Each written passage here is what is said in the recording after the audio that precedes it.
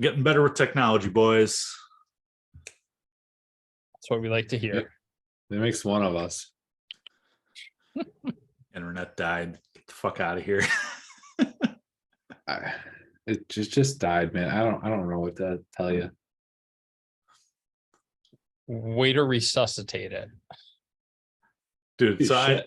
I'm pretty sure I brought up this YouTube video to you guys before, but Aiden is in love with it, where it was on America's Funniest Home Videos. The kid is stacking like cinder blocks on the family's like glass coffee table. They just keep stacking them, keep stacking them.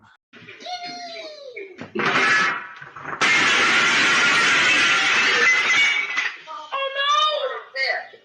Our table!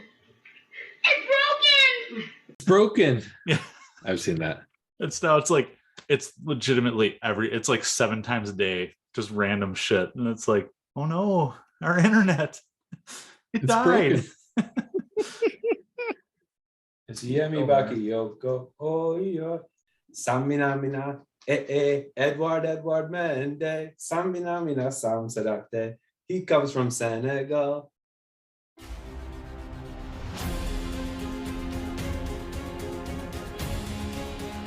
And I think going out and get Saul was the top transfer of the market for Chelsea.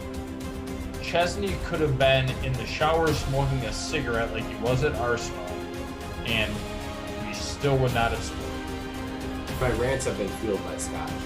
Don't get it twisted. Big Rom. Man, fuck you. In Roman we trust, right? You and me are going to have a battle royale about Jorginho and diving.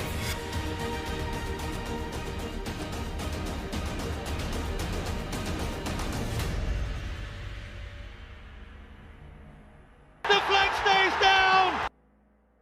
Welcome to the Flag Stays Down podcast. Parker, we just talked about it just a few seconds ago, but Groundhog's Day. This season is just all Groundhog's Day. And while we're on that, you got me, Andy. You can find me on Twitter, Comiskey North. Parker, taking a break from Twitter. Matt will join us for a little bit when we do our draft, but not gonna be with us for the rest of the pod here today. But hey, it's Sunday. It's still the weekend. Parker, I know you've had a lot of things happen this weekend, but how you doing? Oh, I'm in a great mood today, man. Just it's a good day to be alive, kind of a day. Lots happened. Some big personal moves that we'll disclose at a different time. But a lot of things happened in a good way today. So my wife and I have been putting a lot of work in, and stuff's happened. So today was a good day. To celebrate my birthday, which was a couple days ago, I went to my favorite pinball bar, and I didn't drive there. I took an Uber there so I could indulge in a few adult beverages and play in a tournament. So it's been a lot of fun today. It's been a good weekend. Starting to feel like spring, summer-ish in Minnesota. So, but to get with some of my friends, play some pinball, have a lot of fun, and then have some stuff work out in our benefit. Yeah, today's a good day. How are you, man? Not as good as you. I'm happy for you again. We won't discuss anything till you're ready to talk about it. But super happy for you. I spent the weekend Saturday working out in Lincoln, Nebraska. Went down and Lincoln's 3 hours from Kansas City, so I was like, oh well, might as well just go visit my sister this weekend. So drove down to Kansas City, hung out there, came back today. Just a lot of driving, a lot of thinking to myself over like 23 hours total of driving. Then that can be a positive and a negative. A lot of constructive thoughts about my life and my job, the podcast. But also, a lot of lonely thoughts. So it's kind of an up and down. But dude, happy birthday to you. I'm happy for you. I'm glad you had a fantastic weekend. and I missed last week, man. It's good to be back with you. I told you guys this week midweek in our group chat, but the best part about doing this pod is getting to see you guys every single Sunday, and dude, just cheers to that. Cheers to that, man. And like it's just like it's a safe space, right? Like we're able to just come as we are and unload a little bit and be frustrated and be happy or be sad or be confused or be like indifferent about where we are as a club, because like it's been one of the hardest times to be a Chelsea fan right now. And you know, I've worn that badge with such pride over the years of like, yeah, I'm a Chelsea fan. Like, and if you don't like that, like, fuck you. Yeah, that's been like my like saving grace, right? Like, it's just, yeah, if you don't like that, it's because we win, and you don't like that, and that's fine. You don't have to. Recently, it's been a little bit harder to wear that badge publicly, but it's still where we are. It's still who we support, and it's been a tough period. It's been kind of like a hopeless period, if I want to call it something, right? It's we don't see that our 11 that struts out there on a week in and week out basis, that they can win, that they can pull it together. And it's been hard to watch, but you know, here we still are. Here you know, we still have hope for the future for what our team can be. So but being here with you, man, it still means a lot to me, and it's still really fun to get together and have fun with you. All right. Well, we are gonna real quick turn to bring Matt in. We're gonna do our draft real quick, and then we'll get into some Chelsea things. We're about to not talk Chelsea for a few minutes here. All right, boys. Like I said a couple weeks ago, we are replacing the toast to whatever number episode we're on. It was getting out of hand and just being a little repetitive. So we are back with our top 5 draft. We made up some rules midweek or last week when we weren't on. The winner of the previous week's draft is going to pick the topic for this week's draft. So we had a tie last week between Matt and Parker. Apparently people don't like my college lifestyle, but that's all right. The tiebreaker, actually, I flipped it to my whole extended family, and it still ended up as a tie. So Matt texted that his wife voted for him. Parker did not text anything about his wife. So Matt, your wife gave you the tiebreaker. Congratulations. You get to pick this week's draft. That's the first time I'll get any support for alcohol from my wife. Yeah. So this week I figured I'd throw out just kind of a random topic. The only reason why I kind of thought of it is because my wife started watching an old show from the 90s. Obviously, as we have our little one, we just kind of hang out at home, start running through shows and blah, blah, blah. So she started watching Seventh Heaven. And I was like, huh. All right. Yeah, I can understand that. Yeah. So the topic for this week is going to be our celebrity crushes that we kind of grew up with, the ones that, you know, kind of gave you the feels as a youngster. So that's kind of how we're going to do this one this week. We're gonna, before we get into it, I'm gonna put the disclaimer: if wives are listening, you can tune out for the next like 15 minutes and then get back into it. We know how much you love Chelsea, so we'll get into the Chelsea in a couple minutes here. Keep in mind, this has no bearing on our thoughts currently. This is just at the time when we were young and before we ever knew any of you. So I just want to throw that out there. All right, Matthew. Well, you, as the winner of last week's poll, have the number 1 overall pick. Parker taking second will draft second. I will go third. No snake draft. So we'll just keep going in the order. Matt, who is round one, pick one, number one overall for you? So number one in my draft, Pamela Anderson. I think that's kind of a no-brainer. Baywatch, such a good show. The show that introduced me to slow motion, how great that could be. This is gonna get weird quick.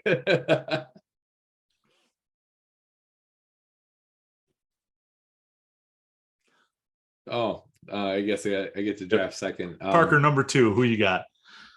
I'm gonna paint a picture here. That scene from Basic Instinct, and I think we all know exactly what I'm talking about. It's when boys become men. Yep. That is for darn sure. Up to you, That was Collins. it was Sharon Stone, I believe. Thank you. I know what you're talking about. I had no idea who it was. So thank you Yep. for giving that. Yep. that, Matt. All right, boys. My number one has been for a long time. Lindsay Lohan. Yep. That's a solid pick. That was before the drugs. So very, very solid pick. Drugs, no drugs, whatever. All look the same when it's dark, right? So for my number two, I will take Danielle Fishel, also known as Topanga Lawrence from Boy Meets World. Not even gonna bother with the spelling on the spreadsheet here. It's gonna be Topanga. Solid choice. God damn it. You've taken my 1 and 2 pick. Thank you for that. I'm gonna go with Jessica Biel. Oh, Yep. I'm just here to steal thunder, Parker. There's a storm brewing. Jessica Biel, number 2. Easy. solid choice. All right. Round 2, pick 3. Boy. This is a throwback to well before I was a child, but watching 90s movies as a kid. I'm gonna go Gina Gershon. Ooh. I like it. All right, Matt, back to you. Round 3. Got Pam Anderson and Topanga. I'm just glad I got my top 3 out of the way. I will take Amy Jo Johnson, also known as the Pink Power Ranger. Oh, you motherfucker. I know already, dude. I already know. I should take that back. Parker's got some solid picks, but that's a very strong top 3 from you. My number 3 is Jennifer Aniston. I was hoping she would fall a little bit further in the draft here. Most recently in Horrible Bosses. Yeah. Boy, do I want her to be my orthodontist. Mm-hmm. She just paints that picture, man. Like that. It's yep. That may be the pick of the draft because that's not even like a childhood thing. That's like our entire lives. Yeah.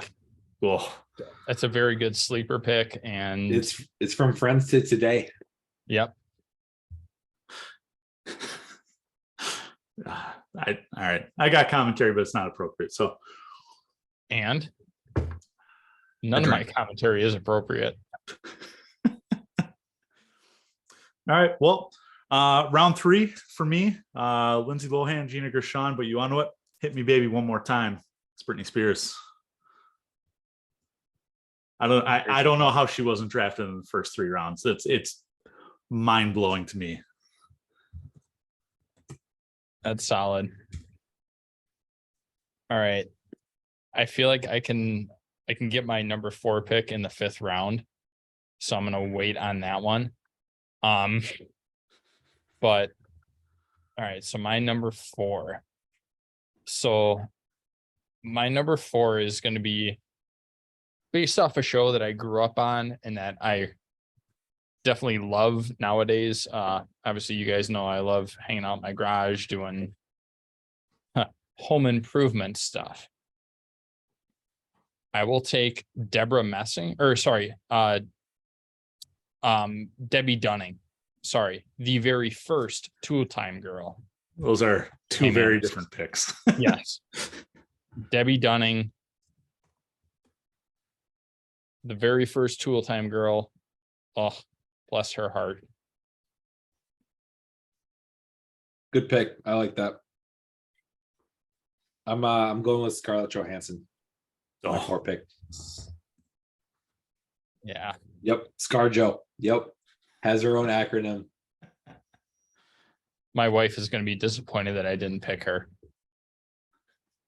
You're wild. But shit happens. well, I think I'm gonna stick with.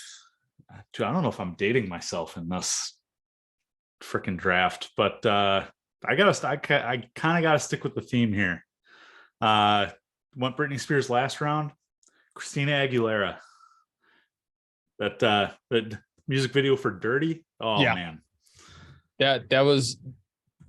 That's an honorable mention for me, but only that video. Honorable mention. Get the fuck out of here. Again, I said this last week, but I'm gonna say it again. This is why you're not on the pod full time. Yes, perfectly understandable. All right, my number 5. Oh, I'm so happy. This was probably one of my first celebrity crushes. From a TV show called The Wonder Years. Winnie Cooper. I will take Danica McKellar.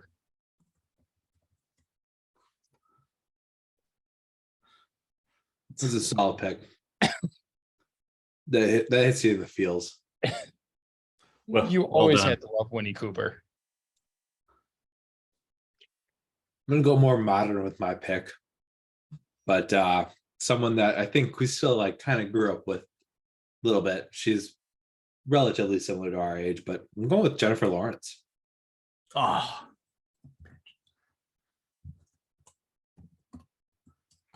Fair that's enough. one I Give me can't J-Law. pick because if my wife listens to this, she'd be real pissed.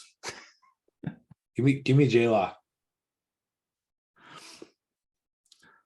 All right. Well, I'm going theme again here. Without even trying. Speaking of Jennifer, J-Lo, Jennifer Lopez. Oh yeah. Oh, can't believe she fell to the last overall pick. Easily the Tom Brady of this draft. That's solid. All right. So just to recap here, Matt went Pam Anderson, number 1 overall, Topanga in the 2nd round, Amy Jo Johnson in the 3rd, Debbie Dunning in the 4th, and Winnie Cooper in the 5th. Parker, 1st round, Sharon Stone, Jessica Biel, Jennifer Aniston, Scarlett Johansson, and Jennifer Lawrence. Me, I went Lindsay Lohan, Gina Gershon, Britney Spears, Christina Aguilera, and J-Lo. We'll put it up on the poll. Again, the winner of this week's draft gets picked next week's topic. And Matt, this is a fantastic idea for something for the pod. Again, just let everybody learn about us a little bit. I've learned a lot about myself in this. I've learned about you guys the last couple of weeks. So well done on that. And I'm definitely kicking your guys' ass this week. Really, the winners are everybody that votes on this pod. Like everyone that votes in this poll, they're the real winners. Yes. So check that out on Twitter at FlagDownPod. All right. Well, again, check out our poll. Tell us who won the draft here. Again, those celebrity crushes. You can check us out at FlagDownPod. But Parker, with Matt gone, let's get into some real conversations here. Let's talk a little little Chelsea football, unfortunately. But we've had some things happen in the last 2 weeks, week and a half that we haven't been potting here. The first is, the manager race really got turned on its head here. Luis Enrique was turned down, even though he was very interested in the job. Apparently too many demands of the club. Julian Nagelsmann was not vibing. And this pod and this club, we're all about vibing. But we expected the job to be his. The club did not like that. I'm sure there were other reasons, because that seems like a pretty petty reason to me. But Mauricio Pochettino, former Spurs manager, is now the front runner, although apparently other candidates have and are possibly being interviewed. How do you feel about Poch being possibly the new manager, apparently to be appointed before the Arsenal match? It's a great question. How do I feel about Poch? I'm okay. I think that's the only adjective I can think of that encompasses my feeling. I'm okay with it. I'm not overjoyed with it, and I'm not sad about it. I'm okay with who he is, what he brings to the table. I've always liked Poch. I've always had a soft spot for him. I didn't think he got a fair shake at Tottenham, and I don't think he got a fair shake at PSG either.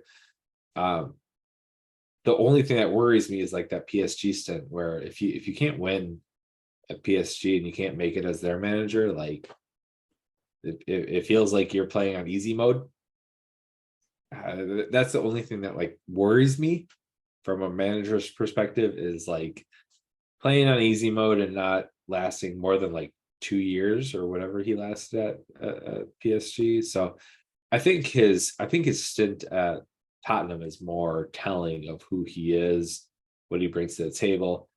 It sounds like people are pretty excited about what he brings from a managerial perspective. And like I said, I've got nothing wrong with him. I enjoy his personality. I liked who he was at Tottenham. The only real problem is Tottenham didn't get the results that Tottenham won. So you can look at him and say, did he get the best out of his players? And the answer is probably no. He didn't get everything that he wanted out of that squad. So the biggest question mark for me is what happened to Nagelsmann, the guy who was kind of the front runner, guy who was to be the second coming of Thomas Tuchel, if you will, German manager, led all the charges, and it's a bit concerning to me, Collins, why Enrique and Nagelsmann have both fallen off of the race. What happened in that process? Yeah, and I'm not. First of all, I apologize to those on Twitch. I can't figure out what's going on with my camera. But Nagelsmann seemed like he'd be the natural pick, right? Because he's worked with a lot of the executives before this. But I can also see, just having interviewed people in various roles in the past, where somebody walks in and they're like, oh, this job is mine for the taking. That's an issue, and I can see why maybe that would turn some people at Chelsea against him. But in a sport as public as this, as big time as this, and it's all over the news every day and all that, is that really such a big deal? There has to have been something else behind the scenes with Nagelsmann. And for all we know, dude, I mean, he's gonna be the next PSG manager, right? There are gonna be plenty of top jobs opening, and he is the young and upcoming guy in Europe. Oh, there we go. So yeah, I don't know what to make of Nagelsmann. Enrique, I wasn't thrilled with at first, but came around to just based on some of the reports we heard. But maybe that wasn't the best fit. He hadn't managed a club since 2017, was making all kinds of demands of Chelsea. Like, yeah, I guess I can kind of see where that fell through. Pochettino, I'm in the same boat as you. Like when he was at Spurs, absolutely soft spot for him. He took a team that was younger, I would say, and allowed them to compete above the level that they probably should have. Took them to the Champions League, which they had been a Europa League or whatever you call that before that, but before it was the Europa League. So he did some big things with them. It developed younger players, which at our club and the way we just spent, I think is a must.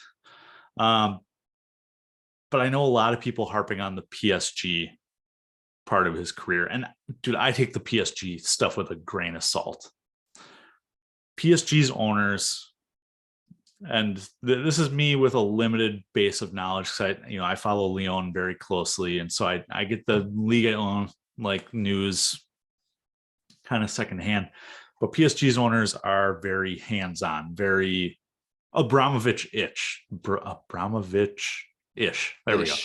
Yeah. Quick to pull a trigger if things aren't working. Very, why did you do this? Why was this done this way? Kind of deal. And you look at their last couple managers. I mean, Thomas Tuchel he lasted 18 months at PSG before he was sacked. PSG is just like managing Chelsea 10 years ago, I would say, where, yeah, you can win the league as much as you want, but dude, if you're not doing it in Europe, like it's a failure.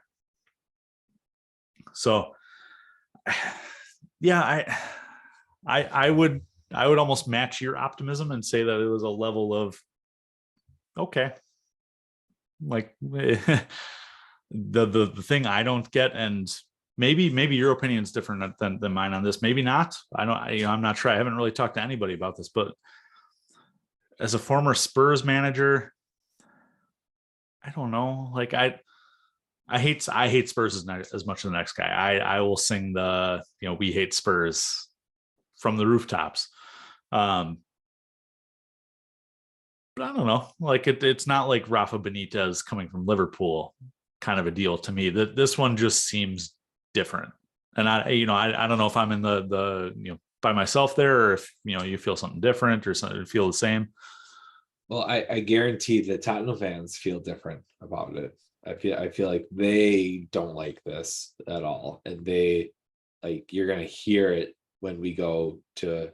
I'll say White Hart Lane because that's all I know them as, but Tottenham Stadium or wherever the fuck they play now.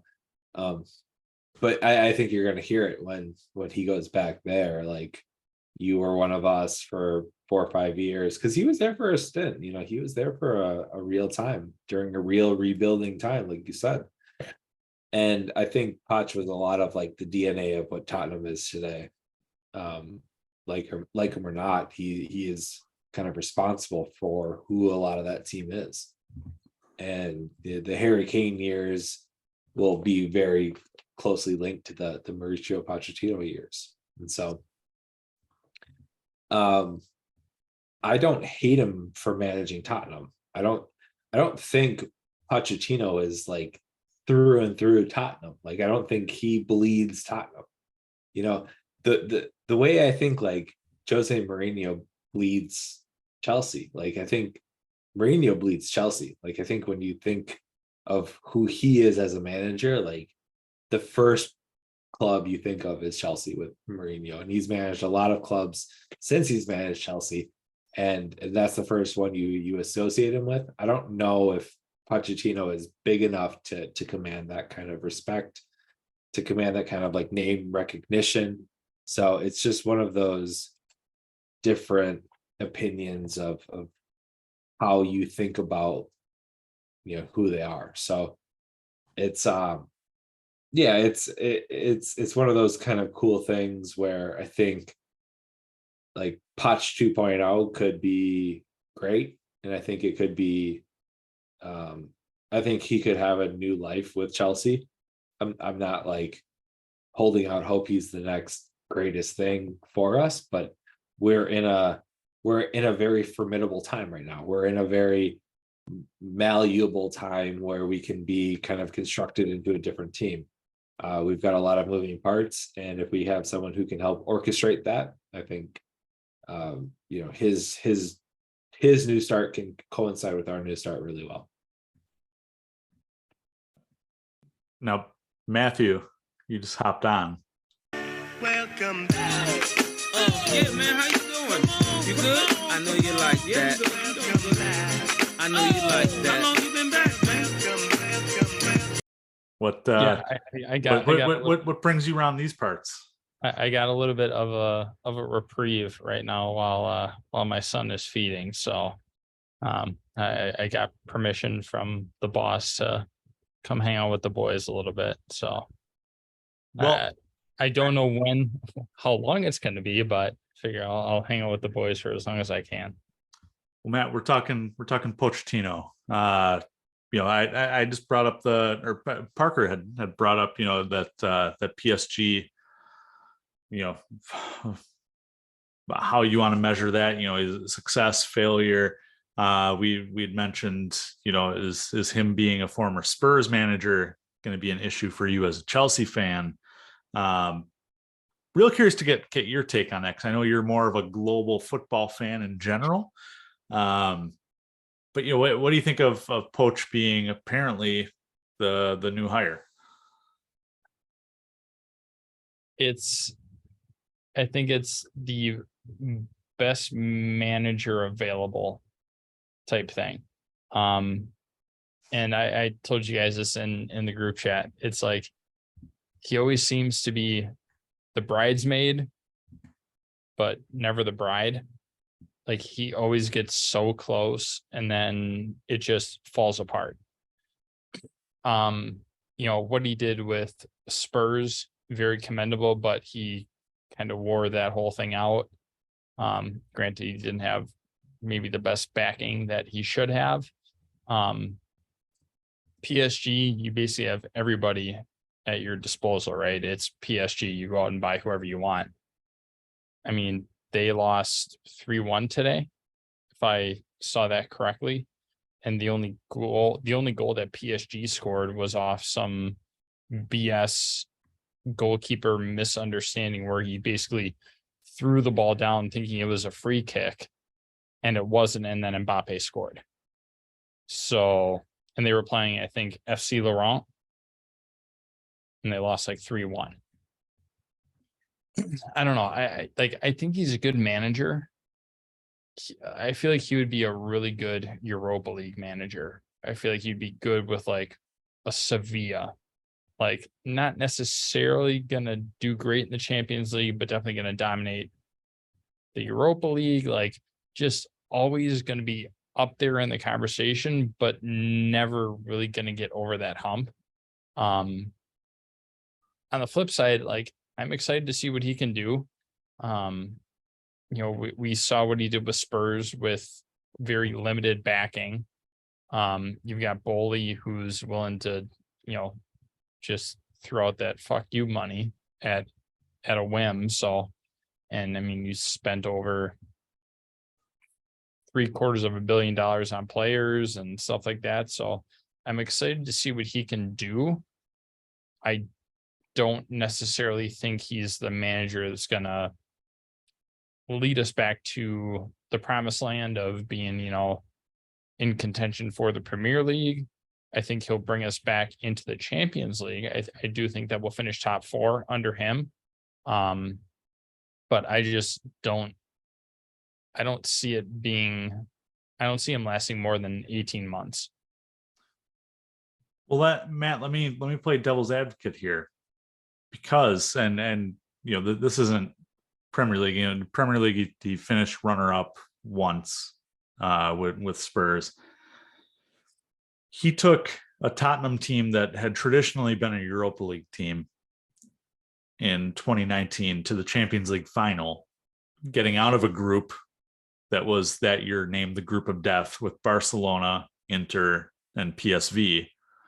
Blanked Borussia Dortmund in the round of 16, beat City in the quarterfinals, and beat at that time, a fantastic Ajax team in the semifinals before losing to Liverpool on a ridiculous Trent Alexander-Arnold corner. I think he has the not pedigree. I think he has the the experience that a certain Harry Potter manager did not.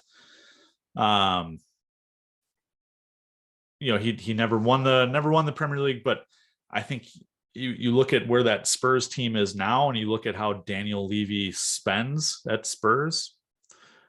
I think if you give him that extra money, you give him that extra, disposable income, those extra players, that squad depth.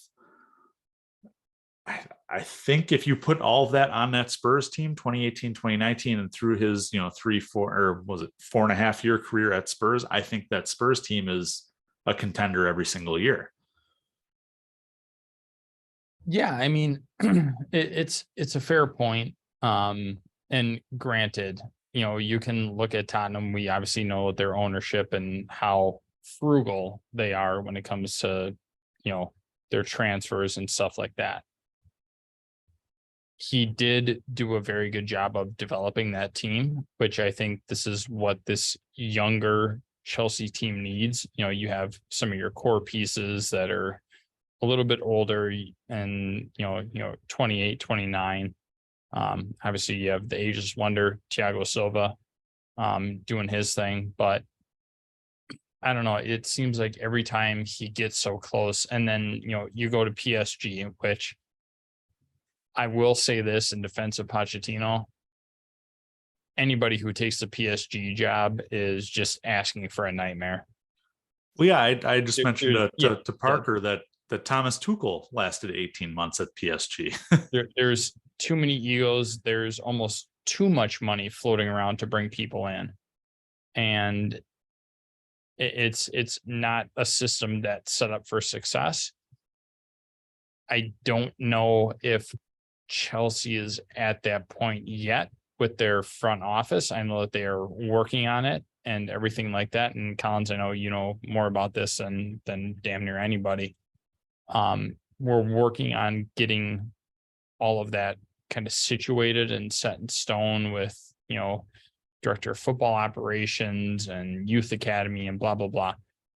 I think with the right pieces in play above him, he could be successful. I'm hoping that he's okay with the players that we do have. And I'm hoping that he will be able to make smart enough decisions to get rid of the excess that we do have currently with this squad.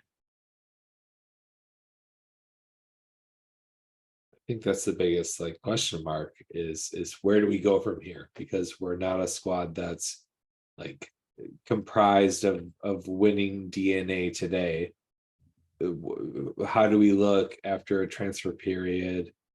And how does the media report that transfer period? But really, how long of a leash does Pochettino have? And I think when we talk about the Tottenham years, he had a couple of year leash, and we all know how long leashes last at Chelsea. They're not a couple of years. No one gets more than 1 year kind of a look. And so if things don't immediately improve, or at least we start seeing building blocks of improvement of the team playing better football, this might be just a transitional period for us, and we might be in a limbo for a little bit, guys. We might be in a bit of hodgepodge, who do we have kind of a situation, and I don't think anyone likes that, but until we kind of get some more stable footing to build our team off of, we don't have anything right now. We have very little to build off of. We have maybe 4 players that all of us would kind of consensually like agree that we want to build from. But aside from that, like we don't have a ton of people. We don't have a ton of like infrastructure that we all kind of like collectively want to go forward with. So it's a weird time for the club, and I don't think Pochettino has a long runway to do what he did at Tottenham, to where he has a couple of years to figure some stuff out. I think people are gonna evaluate him against this season and say, like, are you taking us in a better direction? Yes or no. And if they're not winning or they're not showing improvement, then he'll be on the hot seat just like everyone else is. So Parks, that's a good point. I guess here's kind of the question I'll throw out. What does improvement look like for you? I mean, at this point, we all know, I mean, our standards for this Chelsea team right now are pretty low, right? At this point, we're just looking for effort. You know, we don't even care about a result. If so, let's say under Pochettino, you see consistent effort and bounces aren't going our way. Is that improvement enough, or do we need the actual results? So it's a great question, Matt.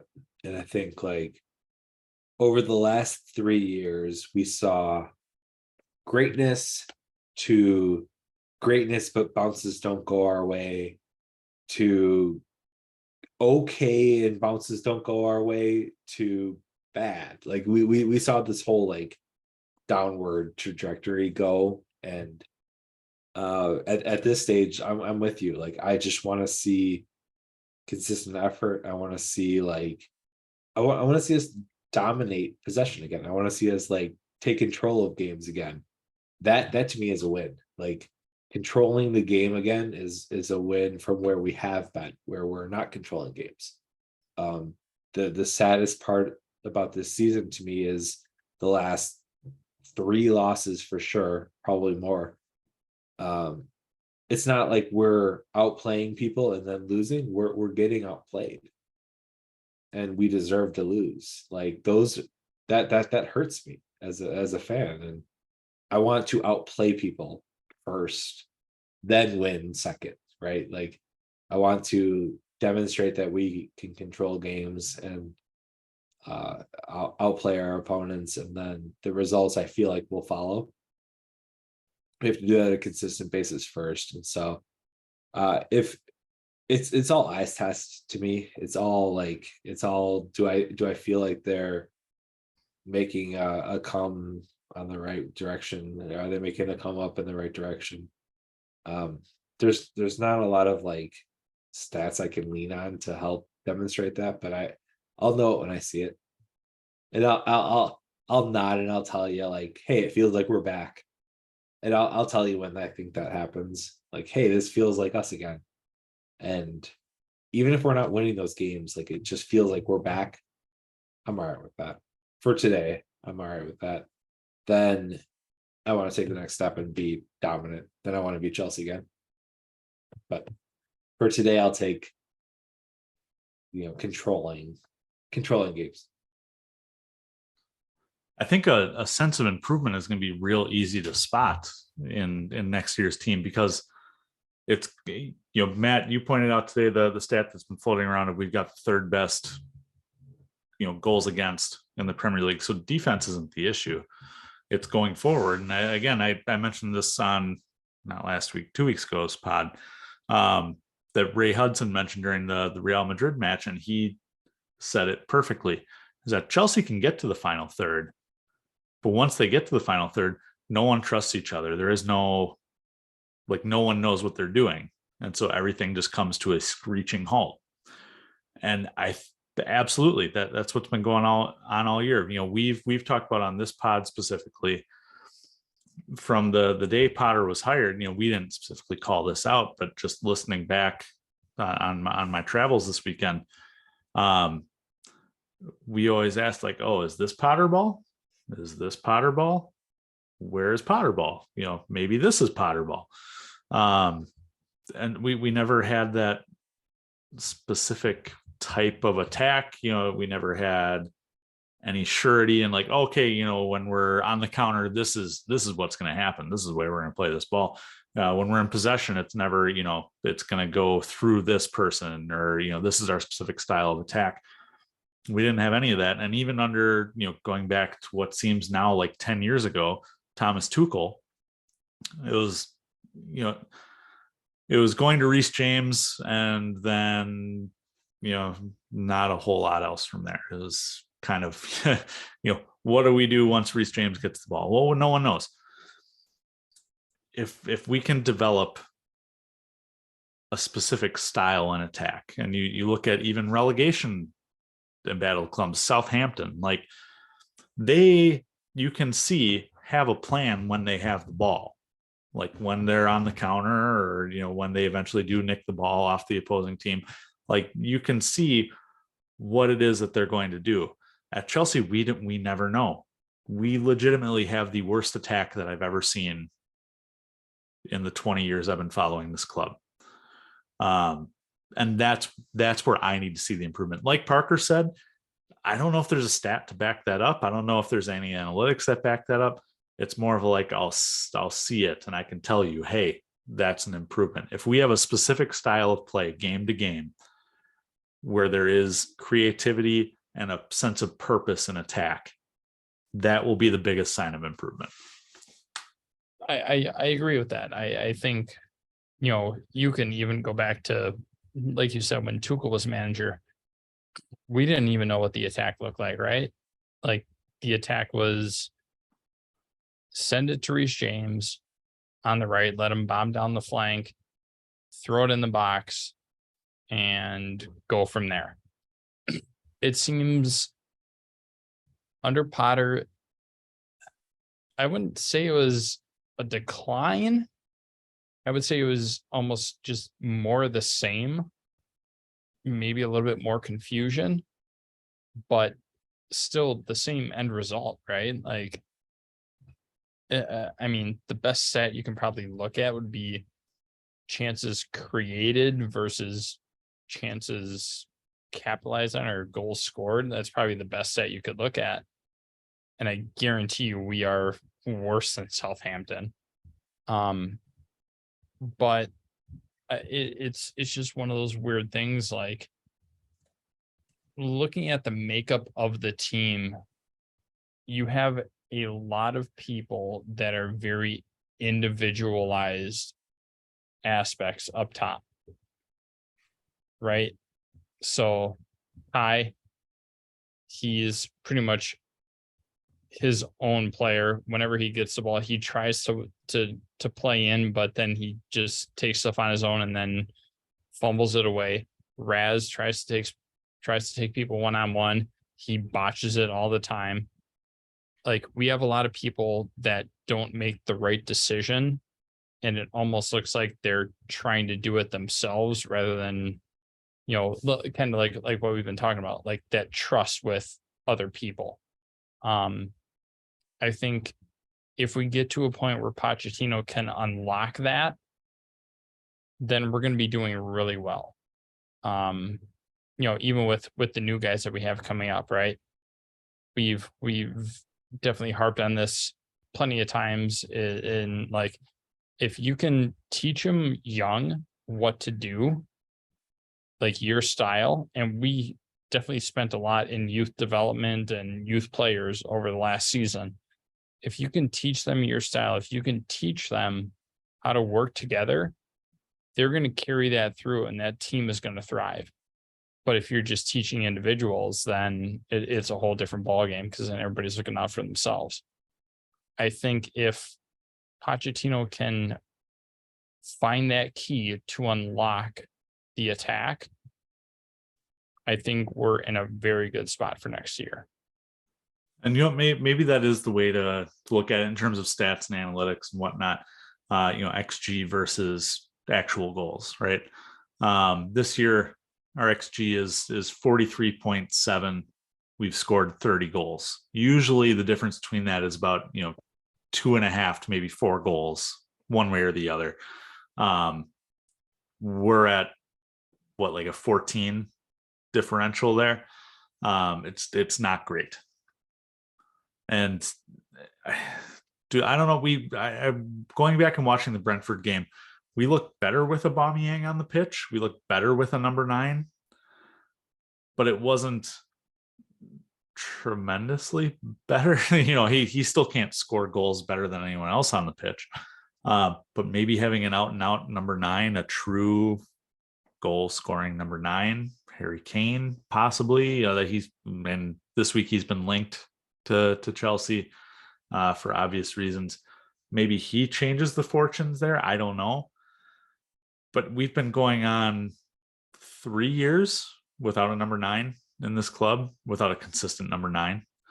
I don't know. I feel like our biggest need outside of a solid, respectable manager is a number 9, and then just a bunch of players who've got some big old huevos, right? We don't have anybody on this team with huevos. We need people to give a shit about the club first. Like, it just takes some pride. We're lacking that, and we're lacking identity and pride and leadership, and so it all kind of like flows together. And I don't want to harp on this point, but it just you can tell, like, you can tell, and that's where like the Drogbas and Lampards and the Terrys of the world, they look at this team and they don't recognize it because they don't have that like identity the same way that they used to. And I get it, because it doesn't look familiar to a team that I recognize right now, and we don't have that. Like, the closest thing that we have to a true captain leader is Dave, and Dave's kind of past his prime right now, and he isn't out there a ton to sort of enforce that. And when he is, we're a little bit handicapped in how we play too. So it's not the greatest situation for it. And So, sorry, go ahead, Parks. no, that's fine. So one question, Collins, now that I'm able to be on the pod and I can talk to you about this.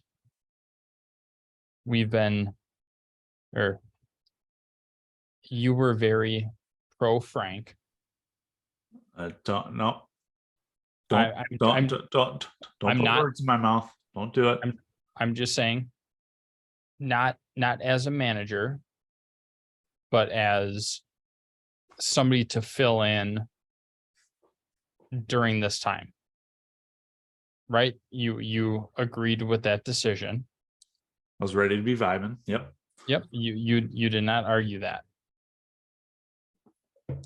Are you still in the same boat now after, or I guess maybe a better question would be, were you expecting things to turn around a little bit more in our favor during his tenure so far?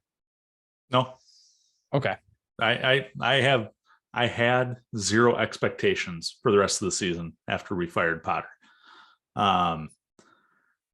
And mathematically, like, yeah, we're still technically, if all goes right in this, in the crazy alternate universe, we could be relegated. But you look at the math, and there's no way we're going to be relegated. Like, all these teams need like 2.5 points per game that are below us for us to be relegated. It's not going to happen.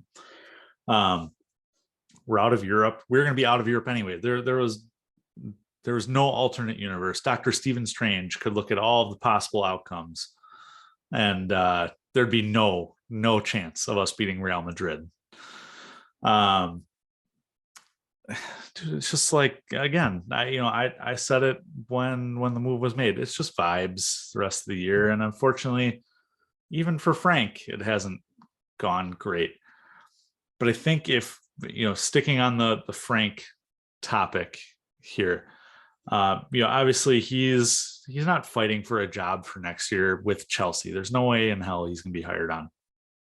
I think he's killed his own managerial career. But that was probably for the best anyways. He was signed up to be a pundit before Chelsea contacted him. I think that's probably where he's going to be a great fit. He's a great media guy. He's good with the media. He's got, he's very insightful, got a great voice, very charismatic.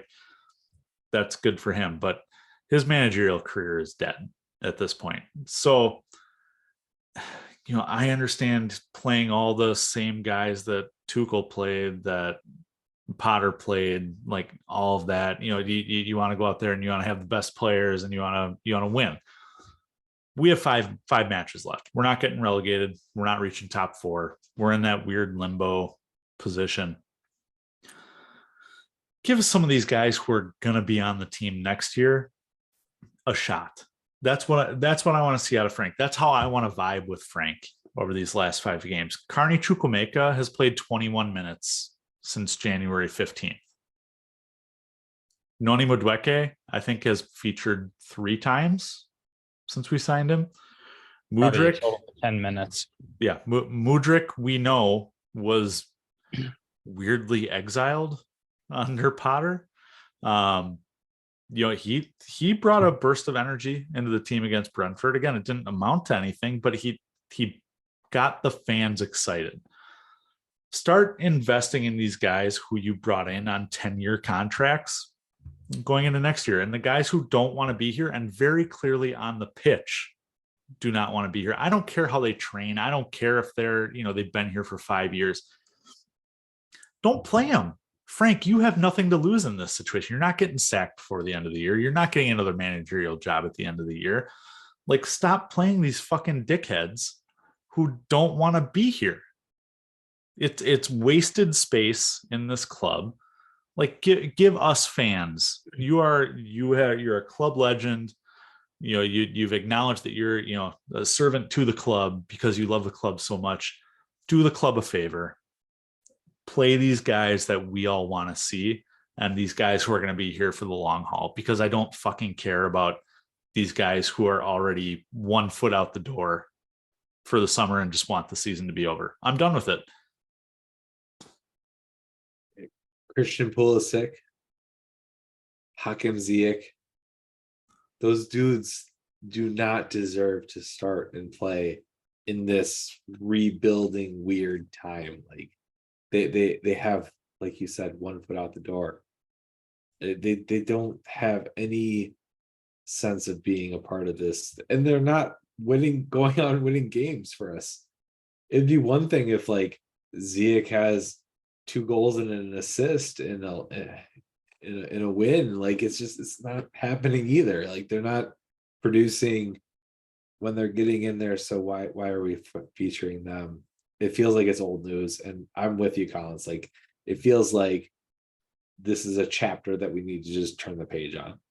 It just needs to happen. And I had more than 0 expectations for Frank. I had expectations that Frank's voice and Frank's leadership could right this ship more than 5 straight losses.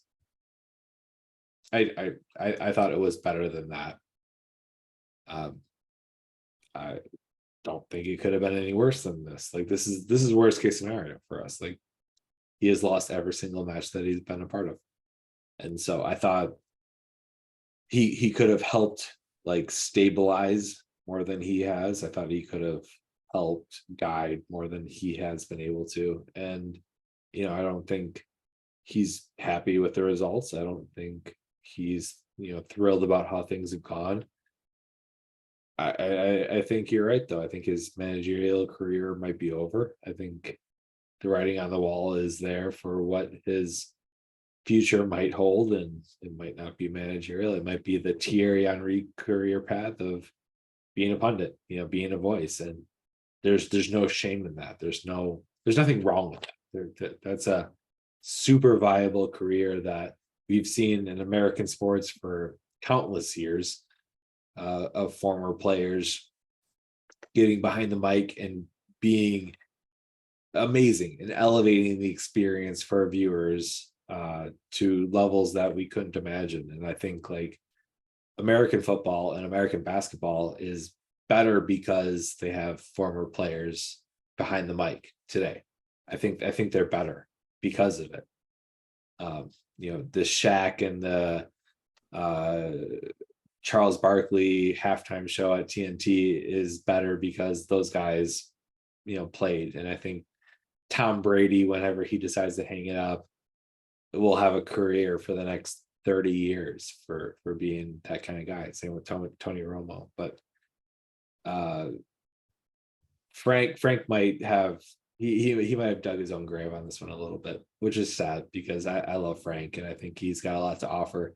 I think the ball just didn't really bounce his way on some of these things that has happened to him, but it might have, sort of foothold him into a position where he's not going to be able to get out of it. And now he's got not just one, but two, and now three sort of bad managerial careers behind him.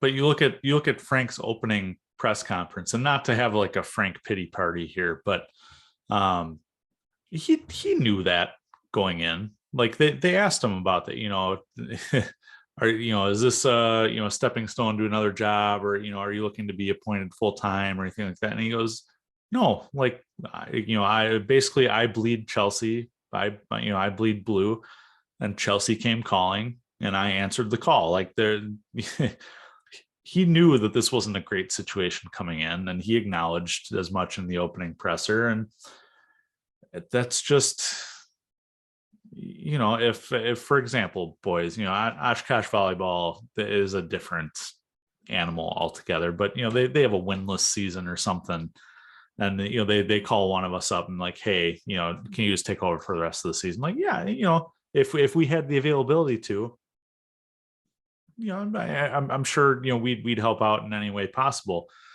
because it's just we bleed black and gold kind of thing. We love that program and all that it's worth, and it's a loyalty thing. And I think Frank knew that going in. Now, I don't think he anticipated 5 straight losses and 1 goal since he took over. Like, no one anticipated that.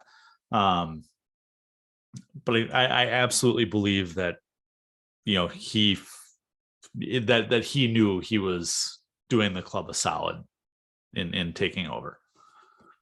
So the only question that I will ask is, as Frank, we all know, club legend, all that stuff, what is the top priority for him, for the club? Is it grow the youth to protect the club in the future, or is it don't get relegated? Because I think that's, from just kind of what I'm hearing, like, obviously we want the kids to play and everything like that, but we also don't want to get relegated. So what is his priority? Both. We're not getting relegated. But it's not get relegated and to try to right the ship in any way possible. Like, get some stability, get some semblance of who we are, figure out what our core is, who we are as a club. Anything like that is a victory. Unfortunately, we five matches into this, we're not any more certain than we were coming into it. So it's been a failure to date, but like, I think that's what his priority was, to not get relegated and to try to further the club, to try to get it on stable footing. And I apologize. I apologize that I didn't have this ready, but there was a great thread by somebody who runs all the statistics, but like not just for relegation, not just for the club, but like just Premier League in general. We had a great Twitter thread the other day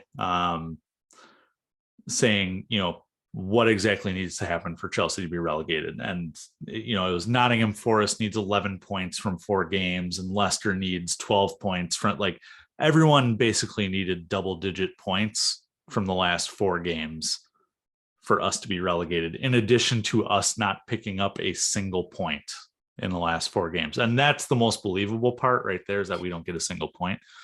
But it's just not, it's not happening. We're not getting relegated. And so it's one of those things where it's like, oh, well, you know, we're mathematically still eligible to make the playoffs, but that percentage is like 0.3%. Like, you don't Yeah, believe we're definitely like less than 1% to even do that. I know like Southampton to even have a shot needs to win 4 out of 4 in their last matches. And like, I know that the odds are in our favor. Yeah, But just we have to do to throw it out our there, own part. Leicester is 10 points behind us with 4 games to go. And Leicester have won 1 out of their last 5 games. Everton are 11 points behind us. They haven't won in their last 5 games. Like, it mathematically possible, but probable, absolutely not. Like, Frank should not be worrying about relegation because there's no way in hell that it's going to happen.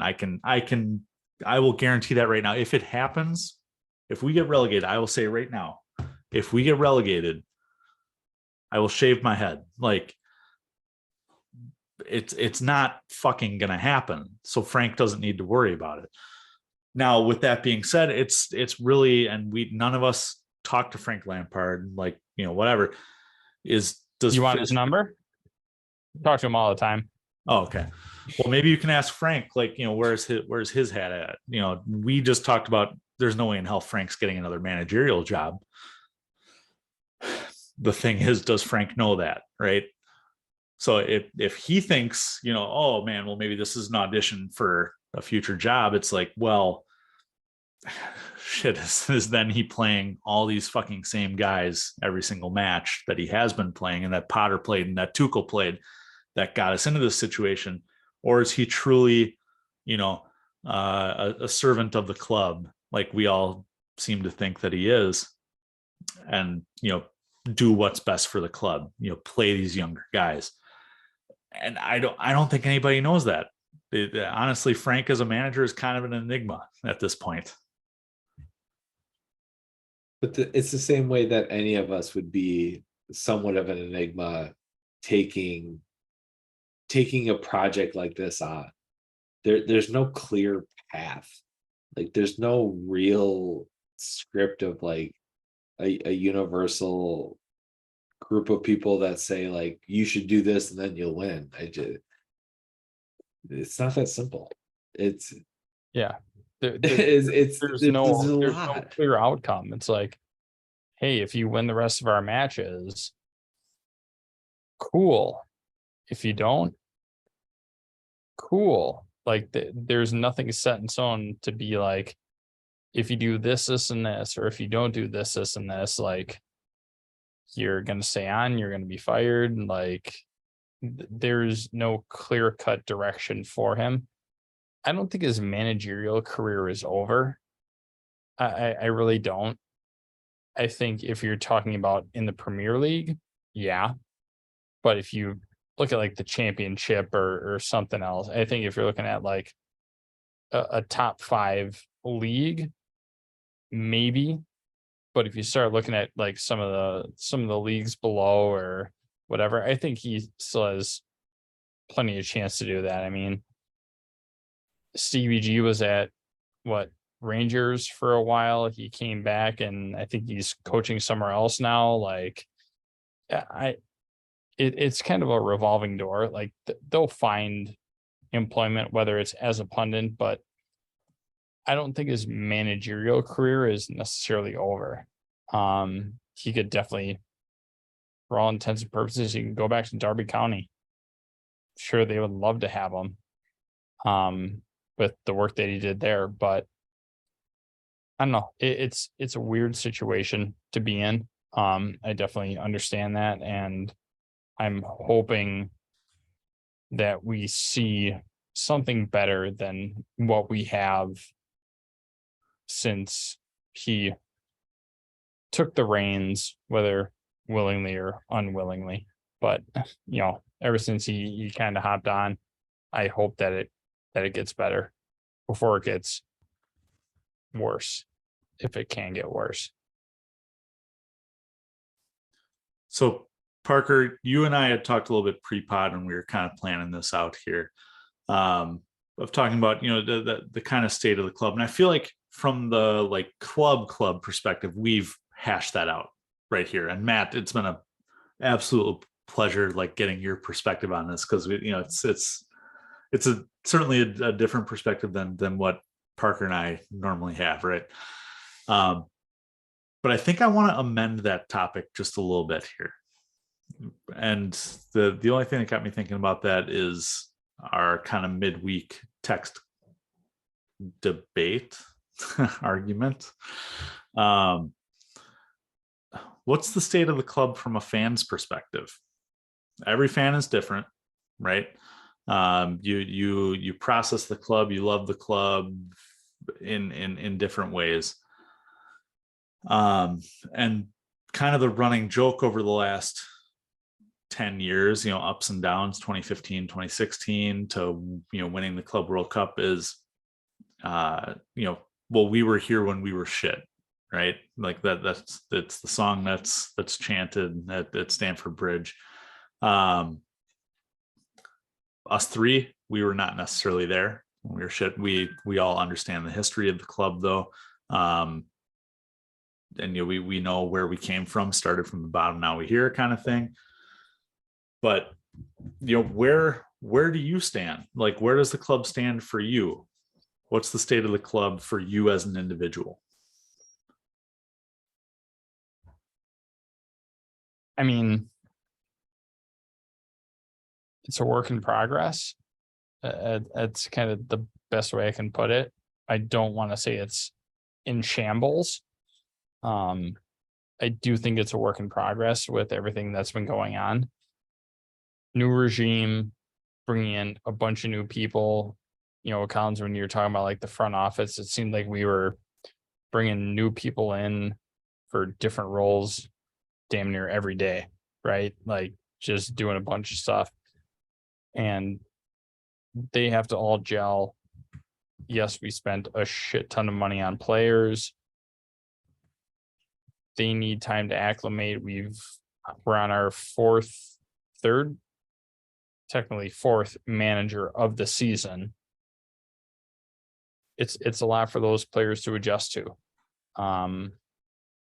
So I think it's a work in progress. I think we have good things going for us that aren't necessarily showing up on the pitch. You know, I talked about the youth that we've invested in.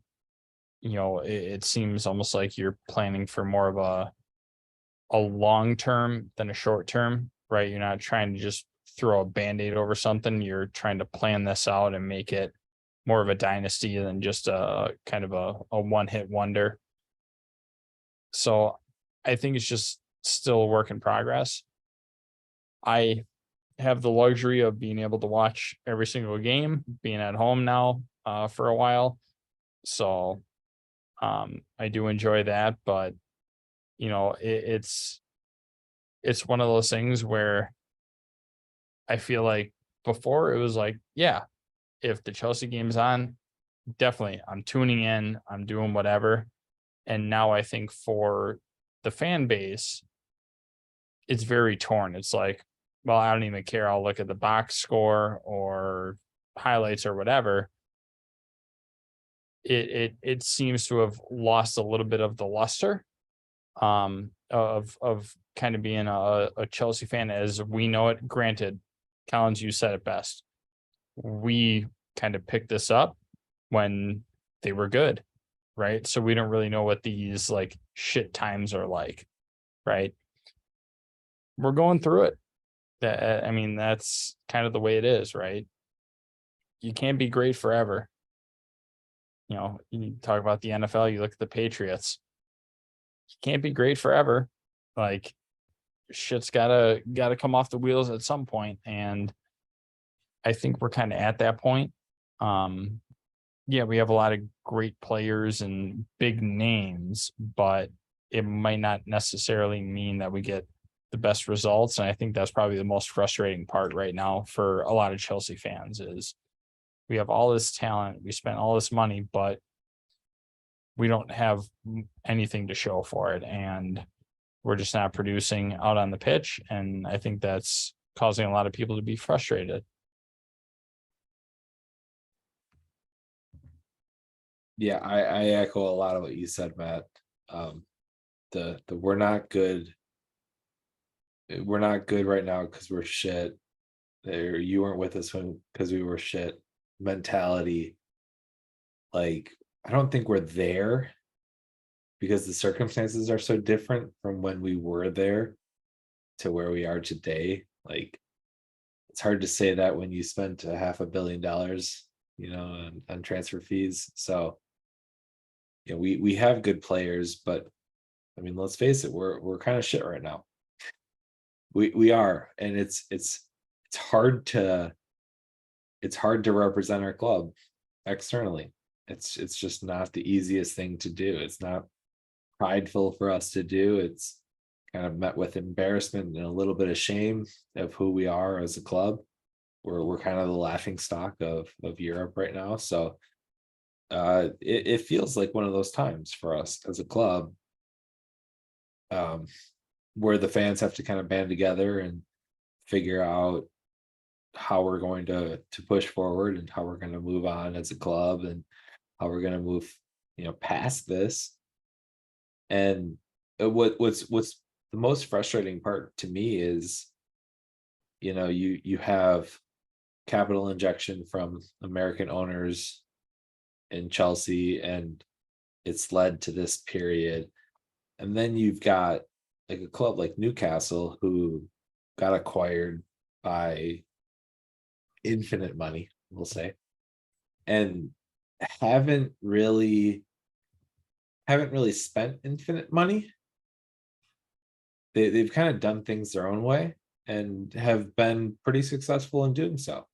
They've bought where they thought was appropriate, but they haven't overspent, and they haven't like gone out and just got names. And so you see like the dichotomy of like Manchester City, who kind of represents spending to me, spending for spending's sake. And then you have Newcastle, who has got more money than God, and they also are successful in this situation, and they haven't spent all of that money. And so Chelsea feel like they're kind of like caught between those two and haven't found the right balance of those two.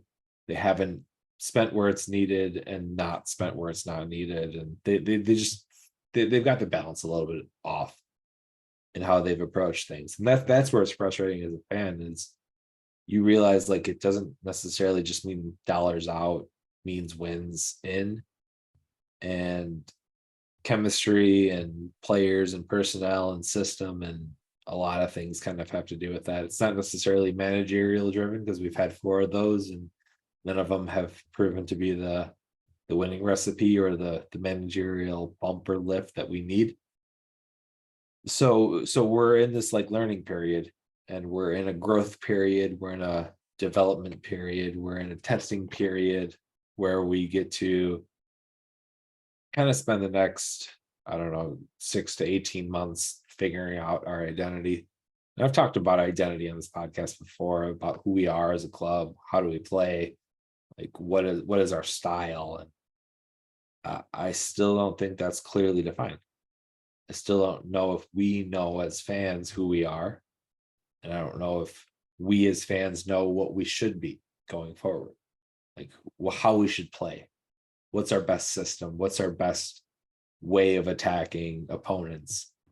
And that becomes like super painfully clear when we play like a Real Madrid, a team that knows who they are and they know what they're good at, and then you just can't hold a candle to them. It becomes painfully obvious how much better they are than us when they beat us 4-0 across a 2-game aggregate. They worked us. They were better than us. We don't think we deserve to win those games, and that's where we are right now. So that's my my long speech of trying to like say where we are, but where this is also building grounds or building blocks of where we can go. And if we start to figure out those things and we put those things together, like we can build off of that. And I think it is a couple year process to go forward on it. And it's just it's a period of a Chelsea that we're in right now, and it's not fun, but I don't see why it can't be greatness in 3 years. I just know it won't be greatness in 1 year. It takes time. And that's a lot more optimistic than I am. Although I'll give it to you that that's a little bit further, further down the line view of, there's light at the end of the tunnel, right? And I certainly think that all of us hope that there will be light at the end of the tunnel. It's just harder for some of us to see, right? But I am almost at a crisis with this club this year. And Matt, you and I had a bit of a blow up this week about it. That while it may be because we are blessed in finding the club that we found, this club in the time that we have been supporting it has not had a lot of rough patches. Right, 2015-16 is always the one that's referenced, where we finished 10th in the league. But outside of that, it was a very prosperous time for Chelsea. This year has been challenging not only for the club, I would say for the fans as well. Certainly from firsthand experience here. But for me, it's not.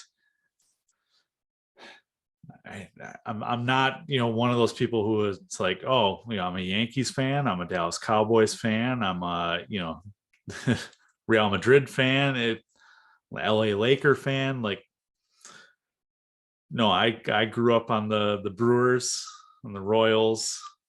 Grew up on the Chiefs, who have been shit for most of my life up until the last couple of years. God, I'm just thinking about the Brewers in my lifetime. They went on a stretch of like 16 years without a winning record. I think 92 to 2008, I think, was their next winning record. And I was still going 20, 30 games a year. And very blessed. Like, Mark, my dad, like, thank you for taking me to all those games. Like, I'm no stranger to a shit team.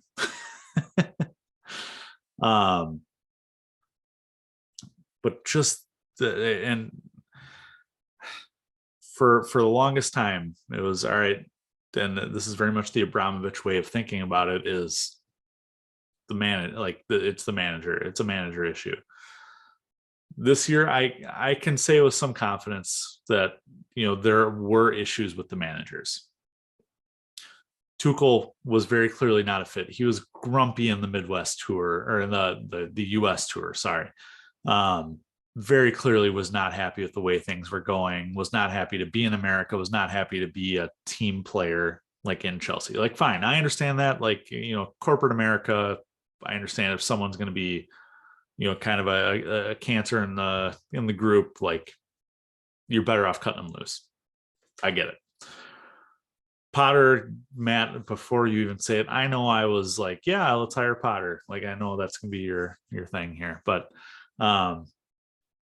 he was very clearly not the right fit either. Like, this team never had a system, Parker, to your point. Like, we never had an identity under Potter. We were constantly asking, is this Potter ball? And again, I already know I mentioned that earlier in the pod, but he was not a good fit.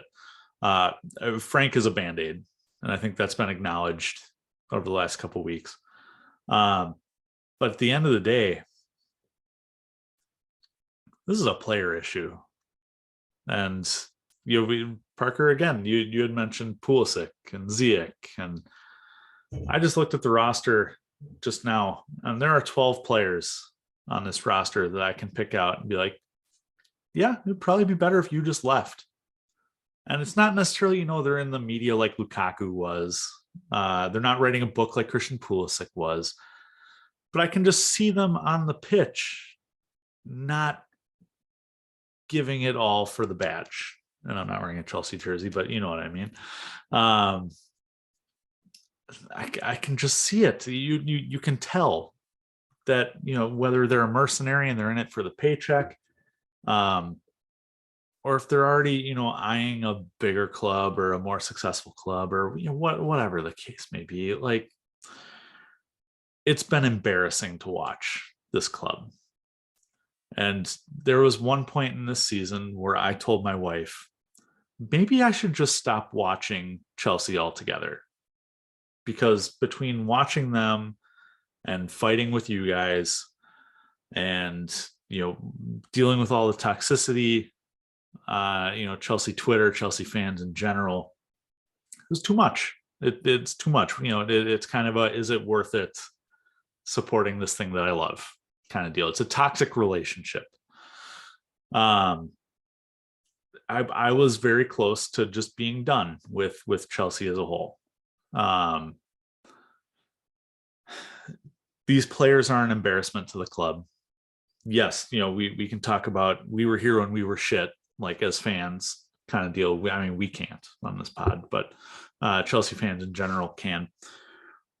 But you look back and you listen to accounts of those teams, you listen to other fans talking about those teams, and yeah, you know, it was the club was run by shitty owners, and you know, we had shitty managers, and we had, honestly, you know, shitty players. We're in the second division for fuck's sake. Like, but you always hear that, you know, they had passion, they were giving it all for the club, and we don't see that out of this group of players. We haven't for 2.5 years now, and it's an embarrassment. These players have driven this club into the ground with almost like an entitlement, I would say. Like, oh well, you know, I play for this club, or, you know, I've won the Champions League, or, you know, I play for this national team, and so this other team should just roll over for me, kind of deal.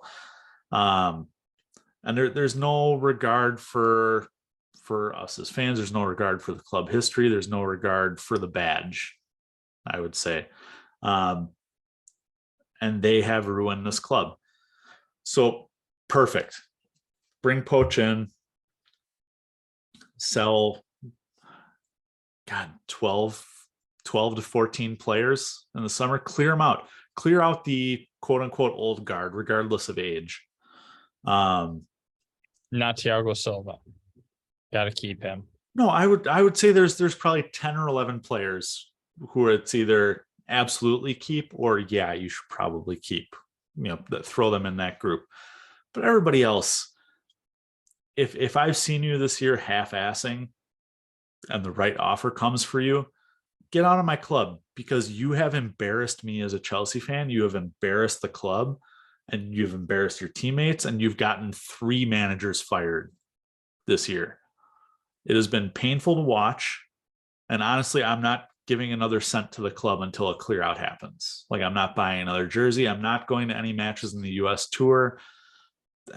I would love to go to London, but if that doesn't happen, like, I'm not going to be mad about it until changes are made, because these players are a fucking embarrassment. And so that's my state of the club, is that the players are very much running the club, and the players very much have destroyed the thing that I love, and have destroyed several things, and made my friendship with you guys, this is the thing I resent the most, made my relationship with you guys at times this year very tense.